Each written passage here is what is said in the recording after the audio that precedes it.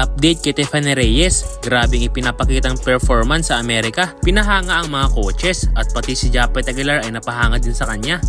So kasalukuyan na ngang nag-aaral at naglalaro ngayon sa Amerika ang anak ng dating PBA player na si Stephanie Reyes kasama ang kanyang kuya na si Tyler Reyes. At grabe nga ang pinapakitang dedikasyon ng mga to mga boss, lalong lalo na nga ang batang Stephanie na parang hindi babae kung gumalaw. At itong nakaraang araw ay nagpakitang gilas ang batang to sa kanyang ligang pinaglalaruan. Well, sa mga hindi nakakaalam mga boss, si Stephanie ay naglalaro ngayon sa Sycamore Women's Basketball. Isa itong women basketball team na naglalaro sa mga malalaking liga sa Amerika, kagaya na lang ng UAA o Under Armour Association. At napakagandang balita nga to mga boss dahil napakalaking improvements ang magagawa nito sa kanya dahil ibang iba talaga ang sistema sa Amerika at talagang merong talent ang batang si Stephanie. At makikita din natin sa mga video na puspusan talaga ang kanyang mga ensayo. At ang maganda pa dito ay meron siyang personal trainer kaya mapagtutuunan talaga siya ng pansin sa kanyang improvements.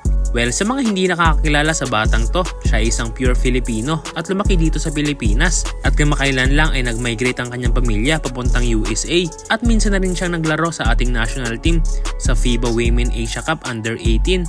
At siya nga ang pinakabatang babae na nadala sa Gilas Women na may edad lang na 13 years old. At malaki din ang naiambag niya para sa Gilas gamit lang ang kanyang pagiging sharpshooter. Kaya siguradong ang batang si Stephanie talaga ang magiging mukha ng Gilas Women sa future. Dahil sa husay at galing ng batang to. At may pinagmanahan din talaga siya dahil ang kanyang tatay ay dati ring PBA player at ang kanya namang nanay ay isang volleyball player noon sa UP. Kaya nasa lahi na talaga nila ang pagiging atleta. At pati nga itong si Japet Aguilar mga boss ay napabilib din sa kanya matapos mag-comment si Japet sa post ni Stephanie na pang WNBA nga daw ang galawan niya. Na totoo naman mga boss dahil kung titignan mo talaga ang batang to ay parang hindi 14 years old at hindi babae ang naglalaro sa loob ng court.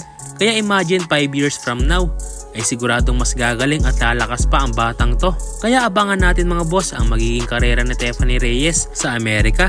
At itong mga boss ang kanyang mga latest highlights sa USA.